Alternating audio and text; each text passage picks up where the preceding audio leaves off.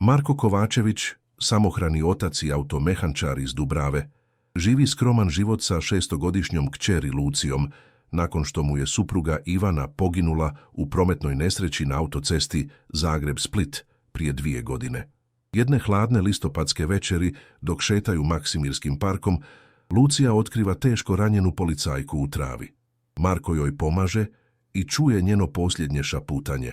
Damir me ubio. Policajka je Mija Jurić, inspektorica iz Ureda za suzbijanje korupcije i organiziranog kriminaliteta, USKOK, koja je pokušavala razotkriti mrežu korupcije koja seže do vrha zagrebačke policije. Damira Pavlića, njenog bivšeg partnera i sada visokog policijskog dužnosnika, proziva da stoji iza napada. Spašavajući Miju, Marko nesvjesno postaje meta. Ubrzo dobiva prijetnje. Prate ga nepoznati automobili, a kroz vrata mu dolaze prijetnje povezane s nestankom njegove supruge Ivane. Nesreća možda i nije bila nesreća. Marko se suočava s nemogućim izborom: šutjeti i zaštititi Luciju ili pomoći Miji razotkriti istinu i riskirati sve. U srcu priče je borba čovjeka koji je već izgubio sve, suočenog s sustavom koji ne brani istinu, već je zakopava. Marko više nije samo svjedok. On je opasnost za sve koji žele da istina ostane zakopana. Listopad u Zagrebu ima poseban miris. Mrtvo lišće se miješa s mirisom pečenih kestena, s kolica ispred Kaptola, s dimom cigareta iz tramvajskih stanica i s hladnim zrakom koji dolazi s Medvednice. Nebo je bilo metaličko sivo, kao teški pokrivač koji pritišće grad, a temperatura je naglo pala nakon toplog jesenskog dana. Hladan zrak je rezao kožu onih koji se nisu dovoljno toplo obukli, a vjetar je nosio obećanje kiše. Marko Kovačević, muškarac od 35 godina sa širokim ramenima i umornim pogledom nekoga tko je prerano upoznao gubitak, hodao je Maksimirskim parkom sa svojom kćeri Lucijom. Ona je nosila ružičastu jaknu preveliku za nju, naslijeđenu od sestrične koja je prebrzo porasla, i skakala preko lokvi s čistom radošću koju samo djeca mogu imati. Njene bijele tenisice bile su već prljave od blata, ali Marko je nije grdio. Više nije mogao. Nakon što je Ivana umrla, obećao si je da neće gubiti vrijeme grdnjom Lucije zbog sitnica. Marko je radio kao automehaničar u maloj radionici u Dubravi, mračnom i prašnjavom mjestu gdje su stari automobili dolazili umrijeti ili biti oživljeni. Miris motornog ulja i zahrđalog metala bio je upijao u kožu, u odjeću, u kosu. Nije zarađivao puno, oko 5.000 kuna mjesečno u dobrim danima, ali bilo je dovoljno za plaćanje najma dvosobnog stana u Dubravi i stavljanje hrane na stol. Jednostavne hrane, palenta sa sirom, grah, sarma kada bi imao sreće, naći jeftino meso u Konzumu. Njegova supruga Ivana umrla je prije 2 godine u prometnoj nesreći na autocesti prema Splitu. Kamion natovaren s drvima, kvarni kočnice, bočni udar koji joj je zgnječio auto kao konzervu. Trenutna smrt, rekla mu je policija, kao da bi to trebala biti utjeha. Ali Marko nije našao ništa utješno u tim riječima. Ivana je imala 29 godina, Lucija je imala 4. I Markov život se zaustavio toga dana i morao je ponovno naučiti disati. Od tada je Marko bio sam s Lucijom. Prijatelji su mu govorili da bi trebao pokušati krenuti dalje, upoznati nekoga novoga, ne zakopavati se u tugu. Stjepan iz radionice mu je stalno pričao priče o ženama koje je upoznao na Tinderu, o izlascima na terase, o životu. Ali Marko nije mogao. Bol je bila još previše svježa, kao rana koja se nikad potpuno ne zatvori. A odgovornost biti i majka i otac Luciji ga je potpuno gutala. Ujutro bi je probudio, napravio joj doručak, odveo u školu. Navečer bi je pokupilo, napravio joj zadaću, stavio ju spavati. Zatim bi sjedio sam u kuhinji, pio hladnu kavu i gledao u zidove. No te večeri je bilo drugačije. Lucija ga je zamolila da odu u park. Voljela je labudove na jezeru, ptice koje su plutale graciozno po vodi, kao bijeli kraljevi nemarni za sve brige svijeta. Marko je popustio. Preriječ koju je viđao da se tako široko smije. Park je bio gotovo prazan. Nekoliko trkača sa slušalicama u ušima, stariji par na klupi, smeđi labrador koji je trčao za loptom. Parkovna svjetla su se palila jedno po jedno, stvarajući narančaste krugove svjetla na asfaltnim stazama. Lišće je šuštalo pod nogama sa suhim, zadovoljavajućim zvukom. Marko se osjećao gotovo mirno. Gotovo. Te večeri Lucija je potrčala naprijed stazom, smijući se vlastitoj dugoj sjeni koja je plesala po asfaltu pod svjetlima koja su treperila. Marko ju je pratio s umornim osmijehom, ruke u džepovima stare kožne jakne koju je nosio 10 godina. Misli su mu odlutale u prošlost, u posljednji put kada je ovdje bio s Ivanom, u dan kada ju je zaprosio upravo na obali tog jezera. A onda je, odjednom, Lucijin vrisak razrezao zrak kao nož. Nije to bio vrisak igre, bio je to čisti, iskonski teror, zvuk koji nijedan roditelj ne želi čuti ikada. Marko je potrčao nerazmišljajući. Srce mu je udaralo tako jako da je osjećao kako mu vibriraju rebra, kako mu krv kuca u sljepočnicama. Adrenalin mu je preplavilo vene. Lucija je stajala ukočena kraj visokog grma, s rukama priljubljenim uz tijelo, gledajući dolje kao da je vidjela samu smrt. Kada se približio, vidio ju je. Žena u policijskoj uniformi, pružena na leđima u vlažnoj travi, s desnom rukom neprirodne ispruženom, s globom krivim u pogrešnom kutu. Crna krv, gotovo ljubičasta u slabom svjetlu, curila je iz široke rane na trbuhu, prljajući uniformu i zemlju ispod. Njeno lice je bilo bijelo kao vapno, usne ljubičaste od hladnoće ili gubitka krvi, ali oči su bile otvorene i gledale su ga. Disala je, ali vrlo slabo. Prsa su joj se podizala i spuštala u nesigurnim pokretima. Marko je klekao pokraj nje, koljena dodirivali hladnu i prljavu travu. Osjetio je kako mu ruke dršću kada je stavio 2 prsta na njezin vrat da provjeri puls. Bio je tu slab i nepravilan, kao telefon koji zvoni iz daljine, prijeteći da se zaustavi u bilo kojoj sekundi. Njezina koža je bila hladna, kao mramor. Žena je otvorila usne, pokušavajući govoriti, ali nije izašao nikakav zvuk. Samo slab, isprekidan, bolan dah. Marko je izvukao telefon iz džepa drhtavom rukom i nazvao 112. Glas operaterice bio je miran, profesionalan, mehanički. Koja je vaša hitnost? Žena, policajka, izbodena, Maksimirski park, kod glavnog ulaza, zona kod jezera, puno krvari. Ostanite tamo.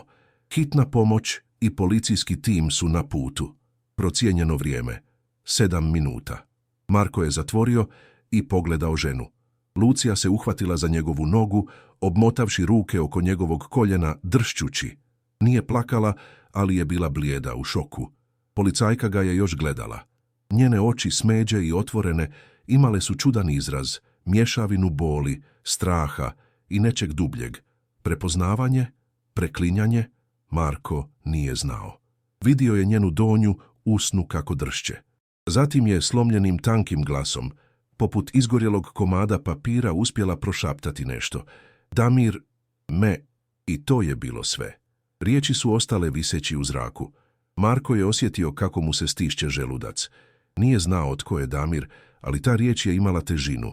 Imala je krivnju. Imala je moć. Bilo je to ime nekoga tko je ovo učinio, nekoga tko ju je izbolo i ostavio da umre.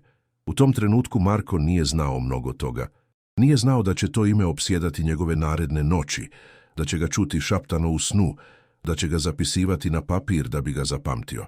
Nije znao da je ta žena, inspektorica Mija Jurić, jedna od najcjenjenijih policajki iz USKOK-a u Zagrebu, žena koja je stavila iza rešetaka korumpirane policijske šefove, političare umiješane u pranje novca, suce koji su prodavali presude. I nije znao da ju je spašavajući upravo ušao na crnu listu ljudi koji ne žele da ona preživi. Hitna pomoć je stigla za točno 7 minuta. Sirene su razdrale mir parka kao vrisak. Crvena i plava svjetla odražavala su se na stablima drveća. Medicinari su prošli brzim koracima kroz lišće, spustili metalne nosila, umotali Miju u srebrne termalne pokrivače, postavili infuziju u ruku, provjerili tlak, puls, reakciju na podražaje. Marko je odgovarao na pitanja dvojice policajaca koji su stigli nakon hitne, mladog muškarca s brkovima i žene s kosom stegnutom u rep. Što ste vidjeli? Našao sam je ovako. Jeste li primijetili ikoga u okolini? Nisam. Jeste li nešto dirali? Samo sam provjerio puls. ali nije im rekao o imenu koje je čuo. Damir. Nešto mu je govorilo da čeka, nešto mu je govorilo da ako kaže to ime sada, ne znajući kome, ne znajući tko sluša, mogao bi staviti još više krvi na pogrešne ruke. Kada su otišli, a park je ostao prazan, svjetla hitne pomoći nestala u prometu na Maksimirskoj cesti, Marko je stajao tamo s Lucijom, gledajući krv koja je ostala na zemlji. Bila je crna sada, gotovo nevidljiva u tami, ali Marko ju je vidio, osjećao ju je. Lucija se pogledala gore prema njemu, njene velike oči mračne od straha i zbunjenosti.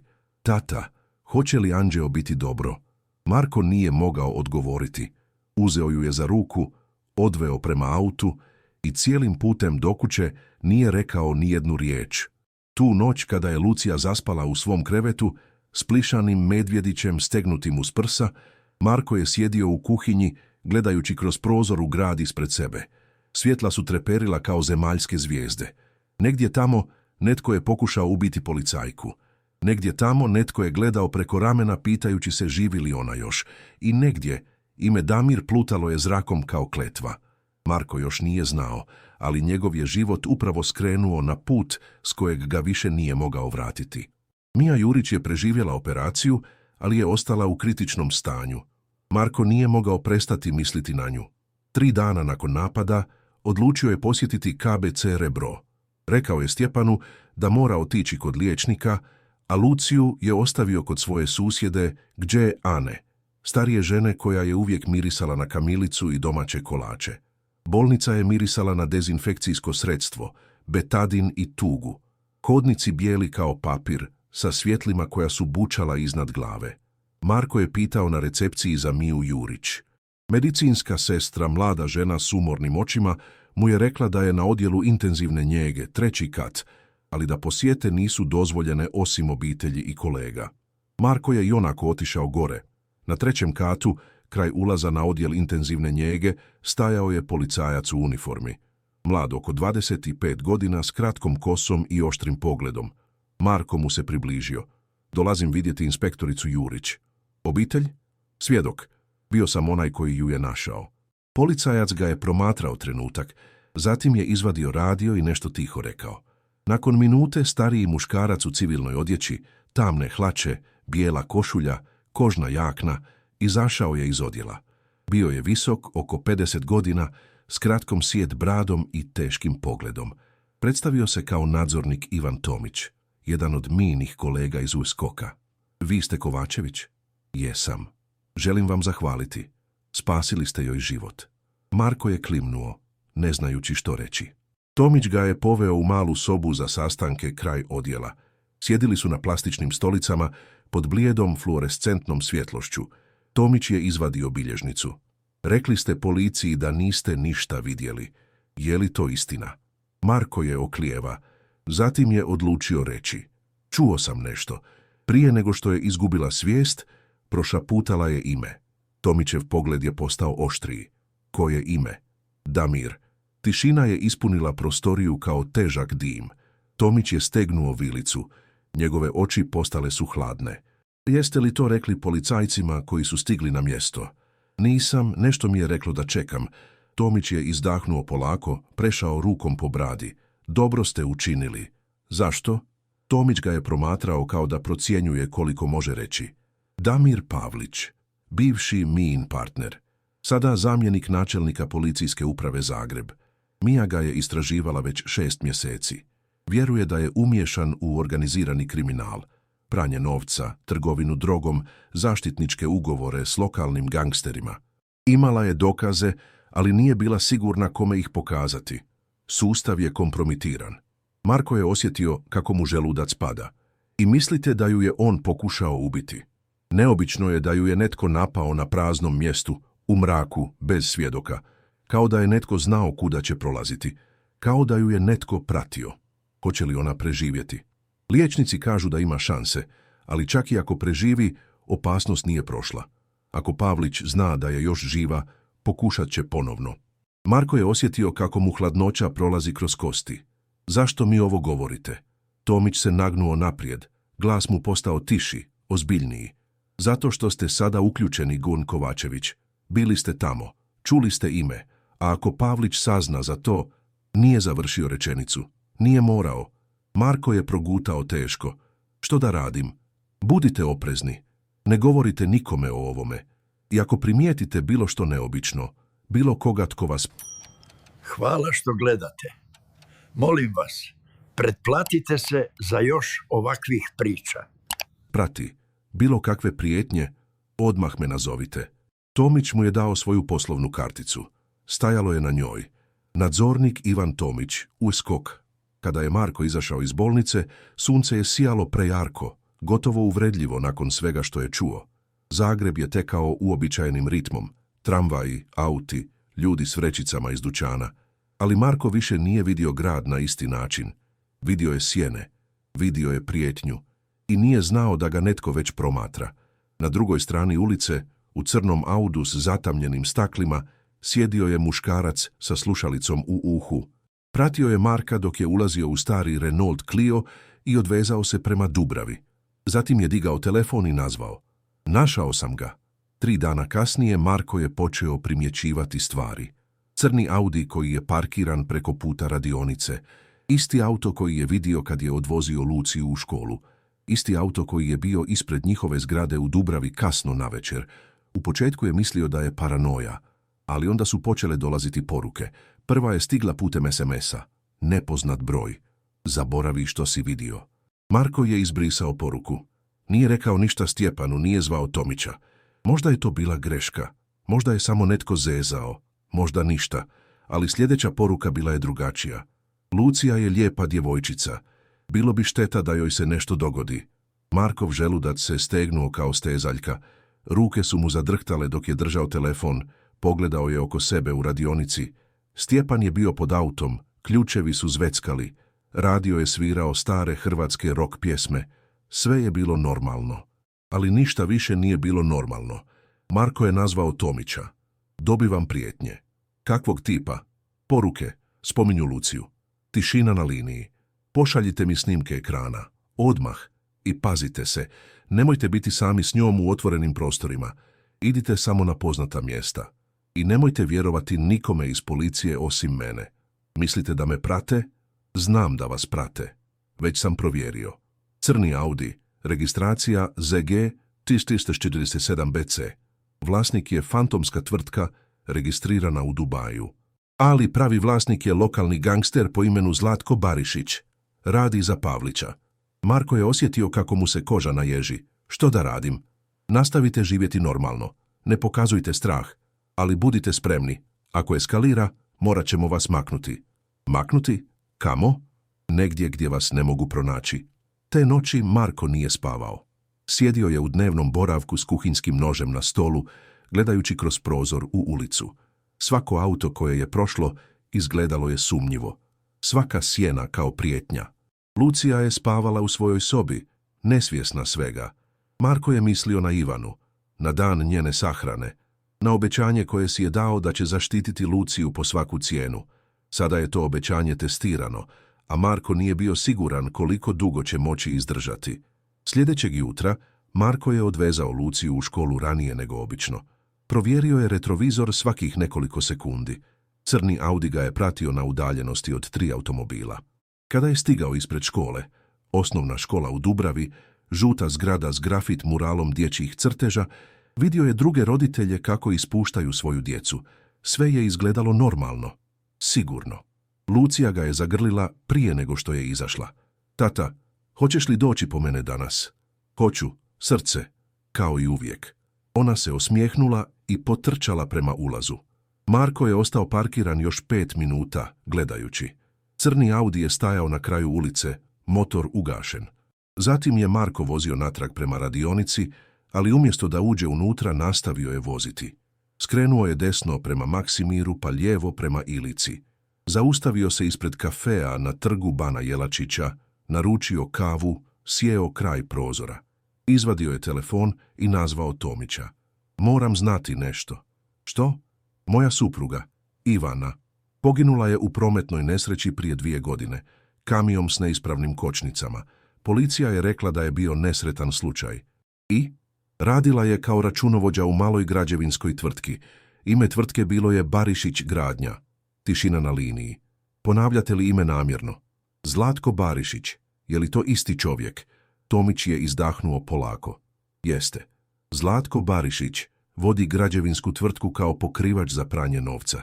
Ako je vaša supruga radila tamo, možda je znala nešto što nije trebala znati. Marko, slušajte me pažljivo. Ne zaključujte ništa prebrzo. Ali ako postoji povezanost, onda mi nisu samo slali prijetnje, već su mi uzeli život. Marko je osjetio kako mu ljutnja raste u grudima, vruća i gusta kao lava. Trebam pristup njezinim stvarima, njezinim dokumentima. Ako je znala nešto, možda je ostavila trag. Gdje su njezine stvari? U podrumu našeg stana, u kutijama. Provjerite ih, ali budite diskretni i ako nađete bilo što, ne dirajte ga. Fotografirajte i pošaljite meni. Marko je završio kavu i vozio natrag prema Dubravi. Crni Audi ga je još pratio. Ali sada Marko više nije bio samo uplašen čovjek. Bio je čovjek s ciljem.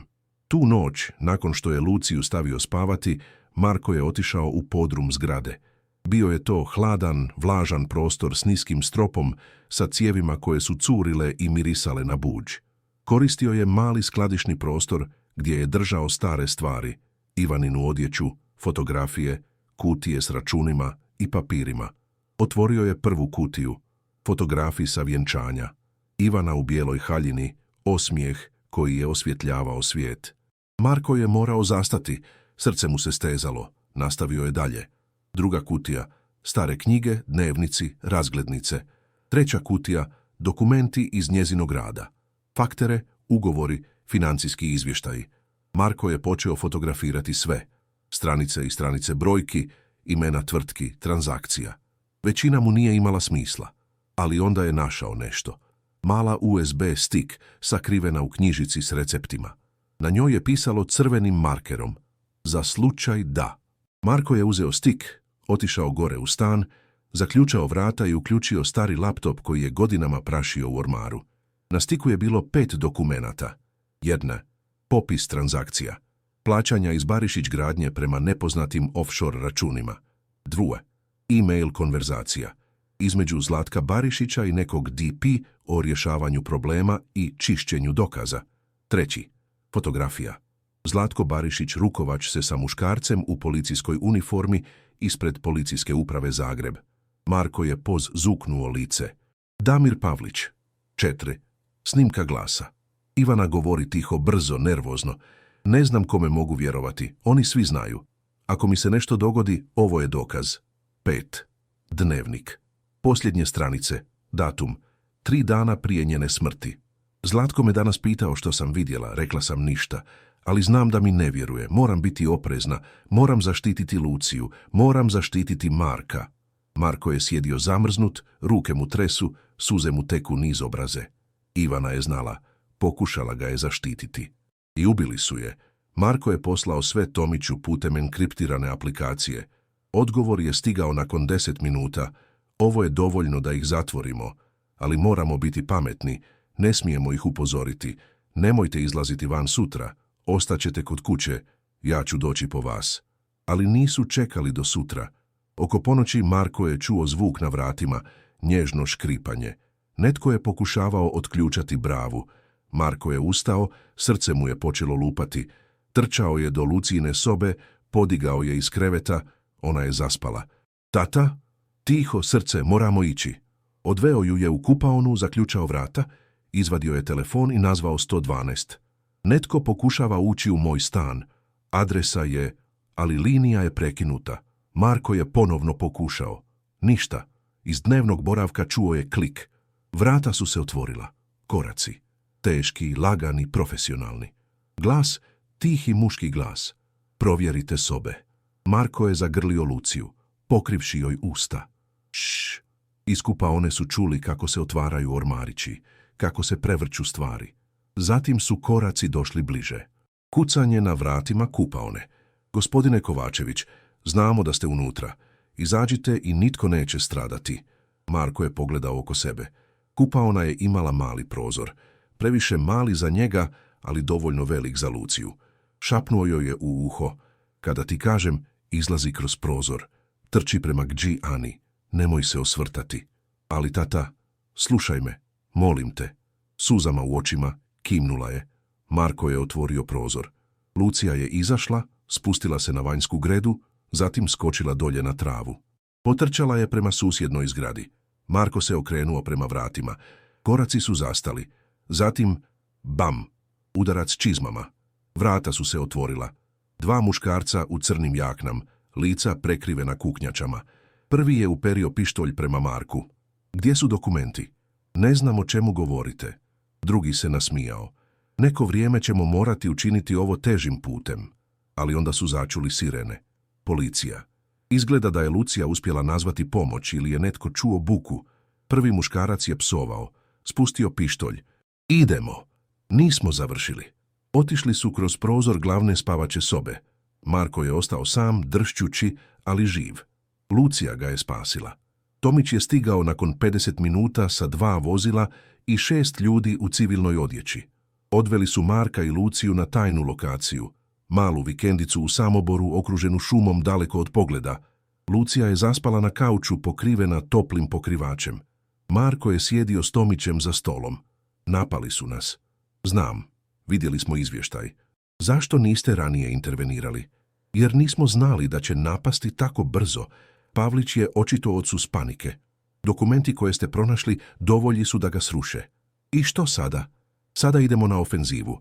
Sutra ćemo podnijeti službenu pritužbu tužitelju. Koristit ćemo vaše dokaze, minu, izjavu ako preživi i svjedočanstva drugih ljudi unutar sustava koji su spremni govoriti. A mi? Vi ostajete ovdje dok ne bude sigurno. Marko je klimnuo, ali duboko u sebi znao je da sigurnost možda nikad neće doći. Tjedan dana kasnije, Mija Jurić je otvorila oči. Tomić je bio kraj nje. Dobrodošla natrag. Glas joj je bio slab, hrapav. Damir, znamo. Imamo dokaze. Zahvaljujući čovjeku koji vas je spasio. Mija je kimnula. Gdje je? Na sigurnom. Dobro, ne dopusti da mu se nešto dogodi. Mija je dala službenu izjavu pred tužiteljem i USKOK-ovim odvjetnikom. Opisala je 6 mjeseci istrage, prijetnje koje je primala, i noć kada ju je Damir Pavlić nazvao na hitan sastanak u Maksimirskom parku. Rekao mi je da zna što radim. Pokušala sam pobjeći. Izvukao je nož. Izboli me 2 put. Zadnje što se sjećam je njegovo lice. Nije bio ljut. Bio je hladan. 2 dana kasnije Damir Pavlić je uhićen u svojoj kući u Sesvetama. Zajedno s njim uhićeno je 8 osoba. Zlatko Barišić, 3 policajaca iz Policijske uprave Zagreb, 2 odvjetnika i 2 političara. Mediji su eksplodirali. HRT, RTL, Nova TV. Svi su pokrivali priču.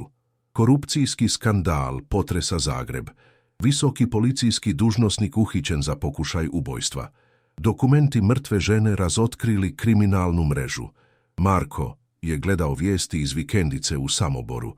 Lucija je sjećena kraj njega, nesvjesna težine svega. Tata, hoćemo li se uskoro vratiti kući?